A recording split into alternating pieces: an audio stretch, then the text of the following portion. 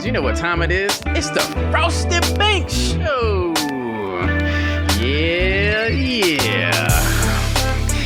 Hey.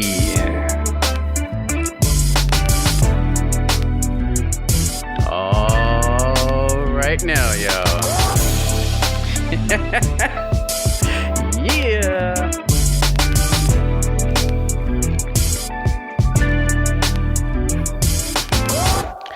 Hey, what's going on, everybody? You know, it's your boy, Frosty Banks. Welcome to the Frosty Banks Show.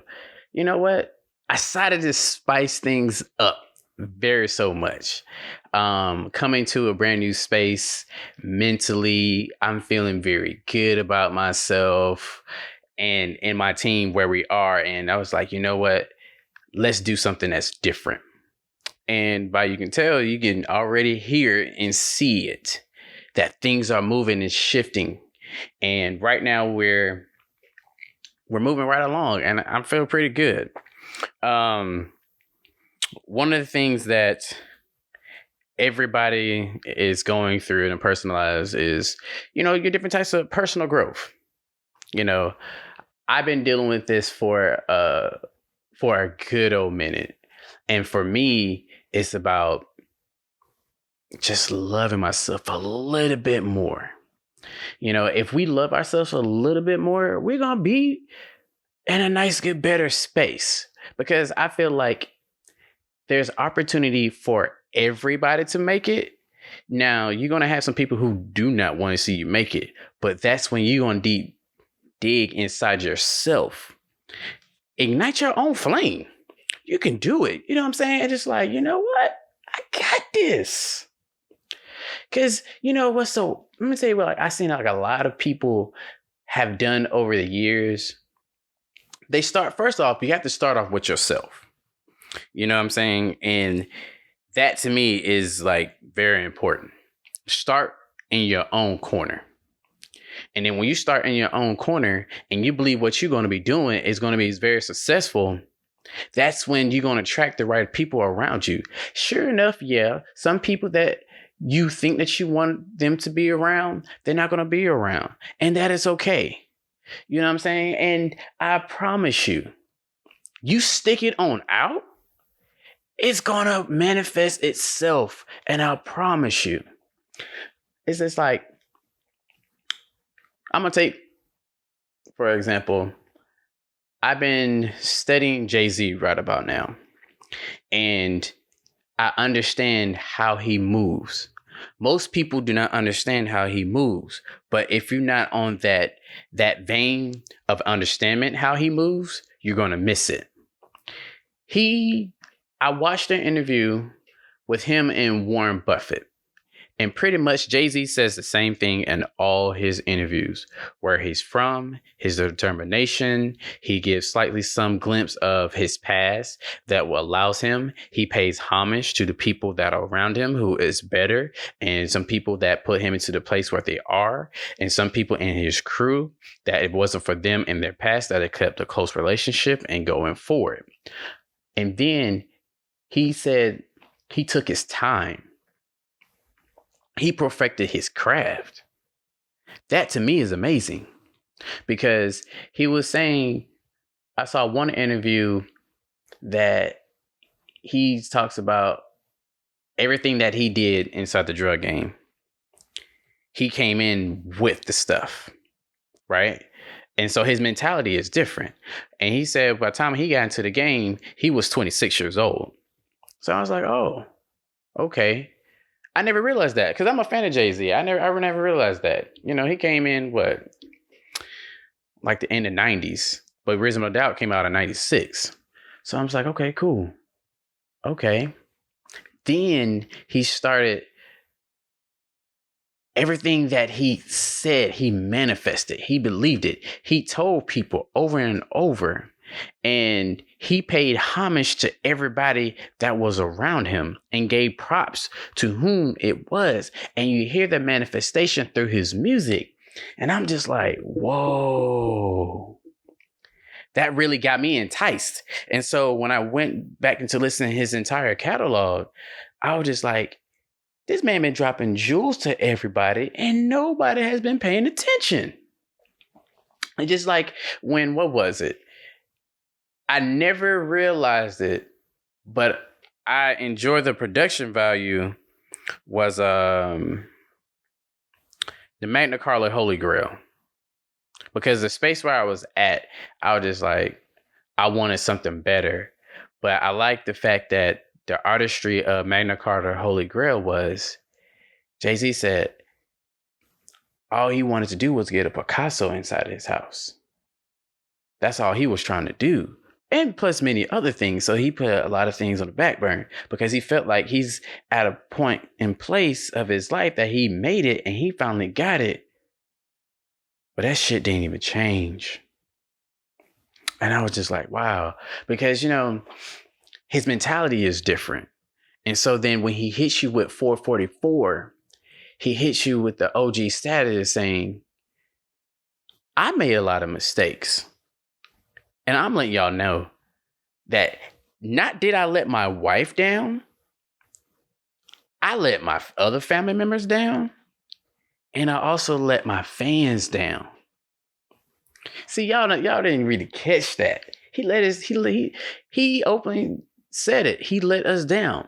And then the fact that he's able to peel those layers back, that to me, he gets my ultimate respect.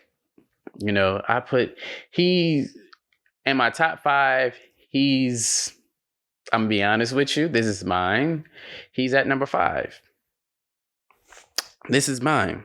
Because for me, my top 5 is Andre 3000, Mr. Nasir Jones, and then you have Tupac, then you have Biggie, and then you got Jay-Z. Okay? And then you have a tie between Mos Def and Jadakiss. Y'all can battle me all y'all want, but I love lyrics that you have to literally take time and you dissect them. And I love the lyrics when they come double entendres. So, that's just me. Everybody else can have their own say-so and stuff like that because everybody has their own. And for me, how I named those people is how the basis was going in within my lives. And like people say, okay, I'm from the South. Of course, you're going to pick Andre 3000.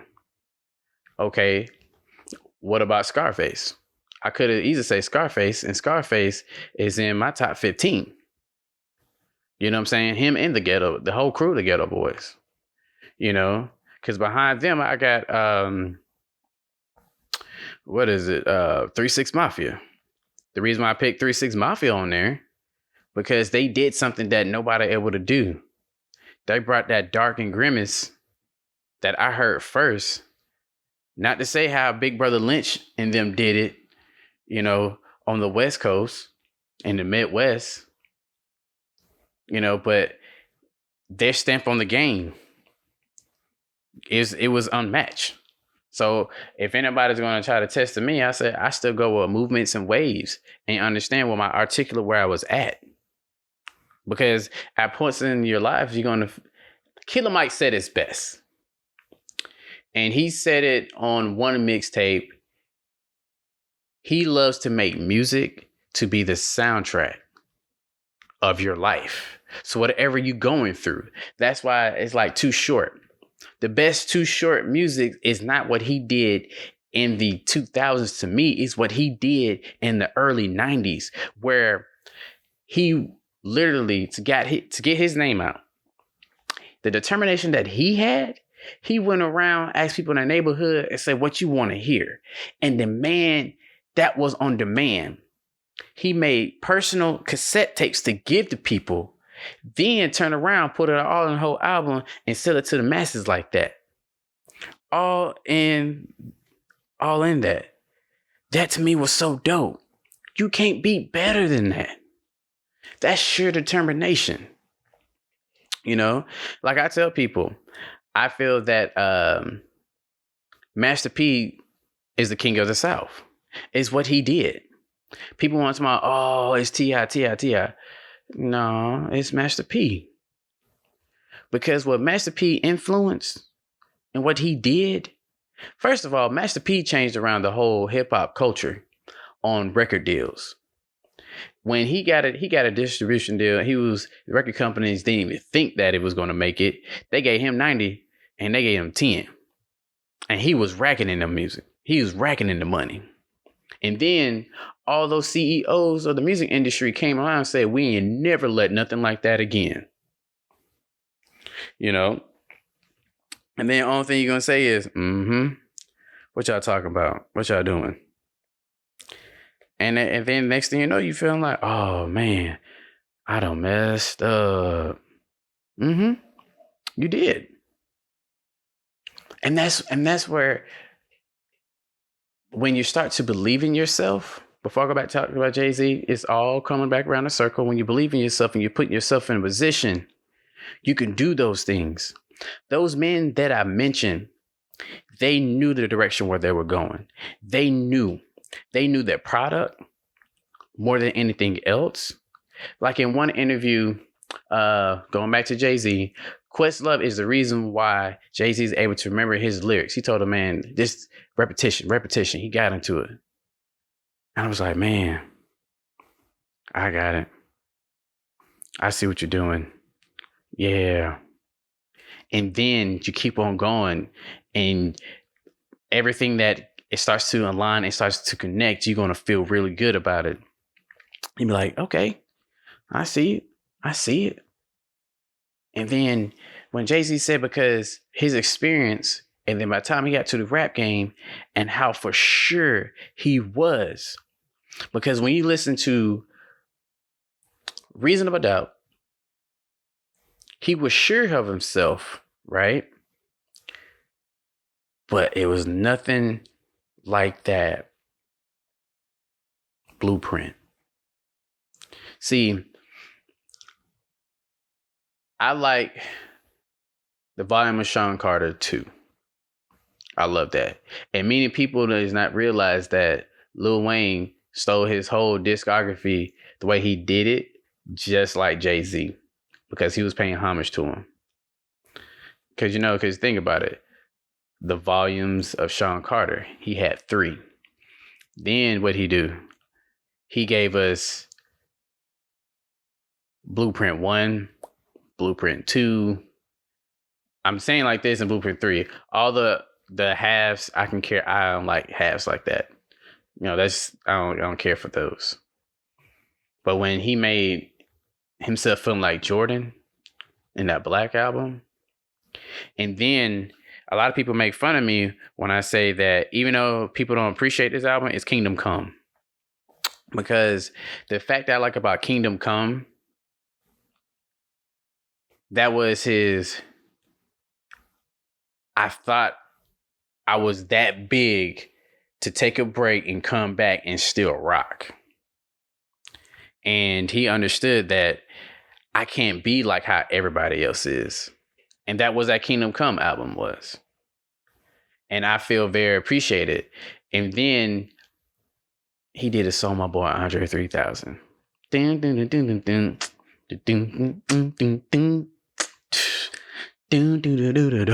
Man, 30 something? I relate to 30 something, back when I was my early 20s.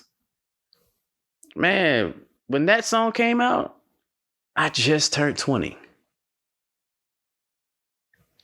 Because my mentality and where I think I was turning 19, I believe I was. But what I love for it, where I was heading. Because when I left high school, I knew what I wanted to do. And come to believe it or not, I did what I wanted to do. But I always want to be my own man. And so when you can fast forward to hear DJ Khaled on Major Key, and like Jay-Z said in 2016, he said, I can't relate to you if you don't own your own stuff. That to me is amazing. And then when I'm building my own brand and success and bringing a nice, good team around me, That's the key. When you're able to put up a platform for others to shine, that's a major key. When you're able to be another light, another beacon for other people, that is a major key. See, people don't want to talk about that or understand that. And like he said in 444, I gave you the blueprint. Other folks trying to sell it to you for like $20, 200 or so. Or so some people that you don't know, where like when people be talking the speeches and stuff like that, they getting paid $100,000. And depending on how stature you are on a tax bracket, you probably gotta pay that much.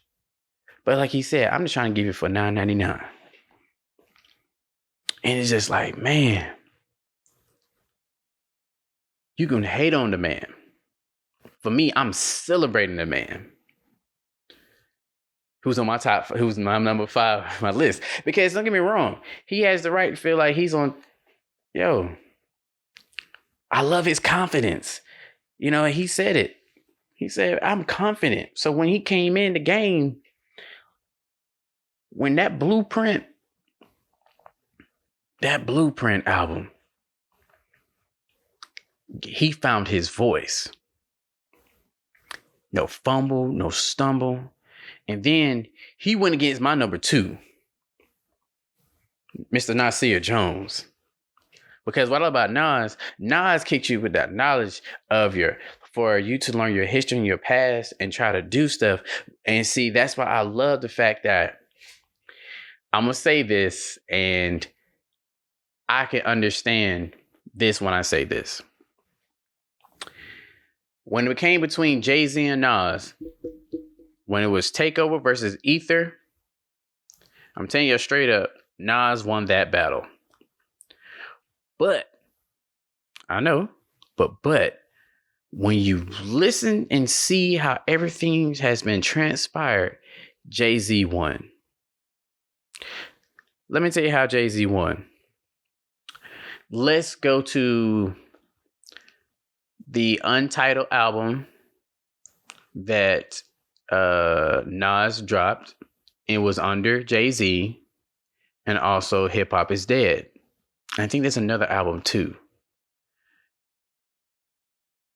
And we also have to put it under. Let's go to one of my favorite Jay-Z albums is American Gangster. You took a person that you was feuding with. You was beefing with. Some strong beef. Do not get me wrong. Those are some strong beefs. And look what happened. Jay-Z ended up signing Nas at the end of the day. And look at it. And I'm going to say this. And I heard this in an interview too. And it goes back to what Jay-Z kept on saying. If you don't own your own, why are you free? Nas do not own any of his tracks. Yeah. Y'all remember that whole Nicki Minaj versus what's her name? Remy Ma? And when Remy Ma, Papoose wrote her lyrics, but the delivery that she gave, that's like one of the best. I'm sorry, that she threw to me was the best that Remy Ma ever did. I don't care. I promise you. And I'm happy for Remy Ma because that right there catapulted for her to be where she needed to be, especially for somebody who was incarcerated for a while and came back on the top. Hey, it could have been a plot and a ploy between her and Nicki. But to me, I'll still pick Remy Ma over Nicki because I'm sad to say this, but Safari's not in her corner no more. I'm just saying. That's just me.